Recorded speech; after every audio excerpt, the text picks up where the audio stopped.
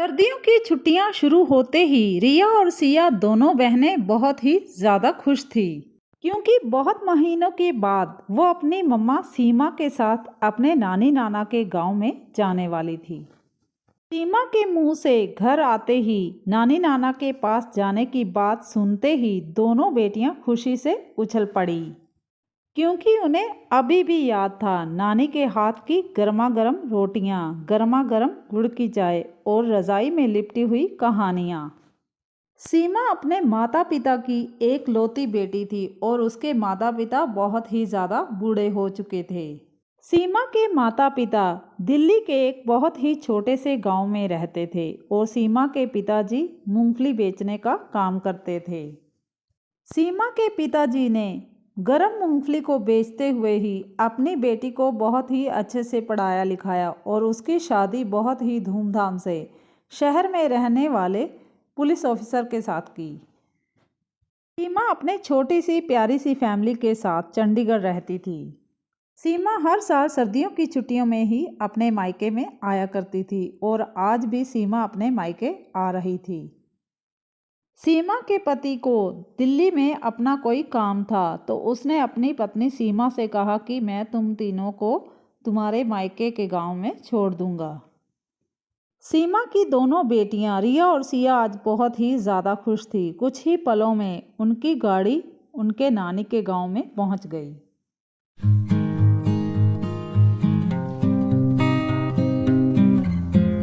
सीमा के माता पिता भी आज बहुत ज़्यादा खुश थे। माँ बच्चों की हाथ सिकाई करने के लिए चूल्हे में आग जला रही थी और पिताजी बच्चों के खाने पीने का सामान बाजार से लेकर आ रहे थे।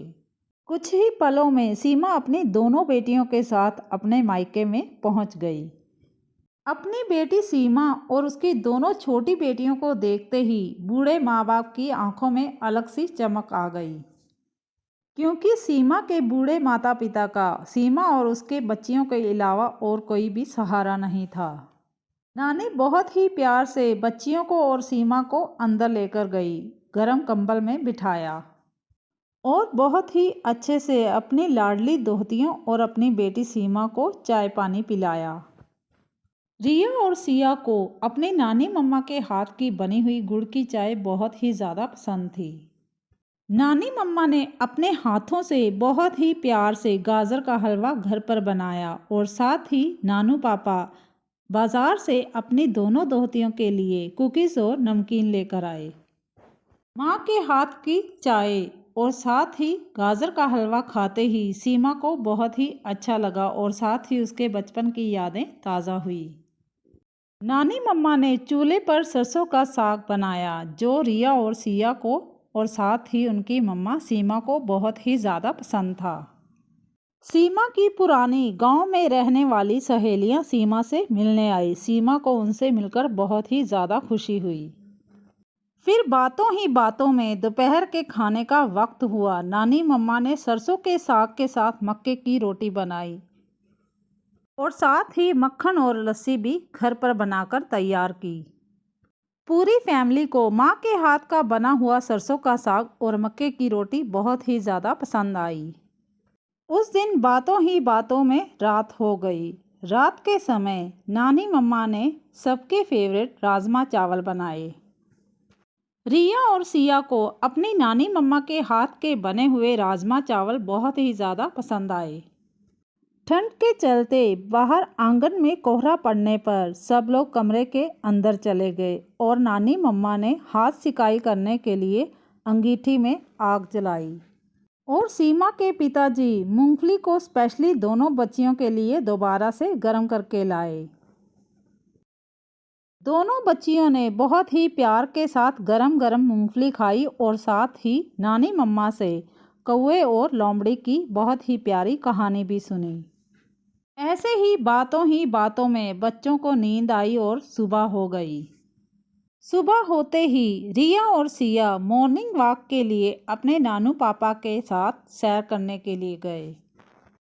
खेतों के पास सैर करते हुए रैबिट्स के साथ बच्चों ने बहुत ज़्यादा एंजॉय किया और साथ ही बहुत ही प्यारी मुर्गियां भी देखी। नानू पापा सैर करने के बाद घर आए और उन्होंने मूंगफली की दुकान लगाई।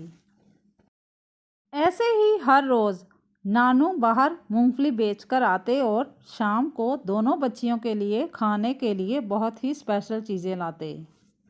नानी मम्मा अपने हाथों से बहुत ही प्यार के साथ खाना पकाती और बच्चों को खिलाती। बच्चे अपने नानू और नानी के साथ बहुत ज़्यादा खुश थे।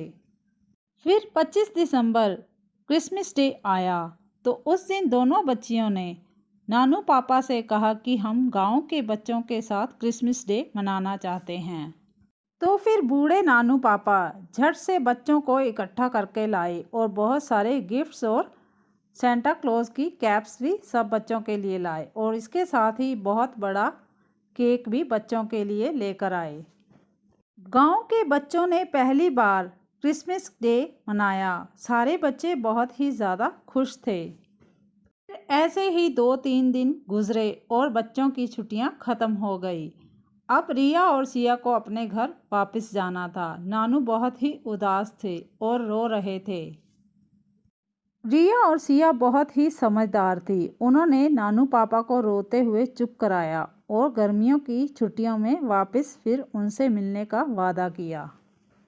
नानू पापा और नानी मम्मा दोनों बच्चों के लिए बहुत सारे गिफ्ट्स और बहुत सारे नए कपड़े और खाने पीने का सामान बाज़ार से लेकर आए। और फिर अगले ही दिन रिया और सिया अपने मम्मा सीमा के साथ शहर वापस लौट गए।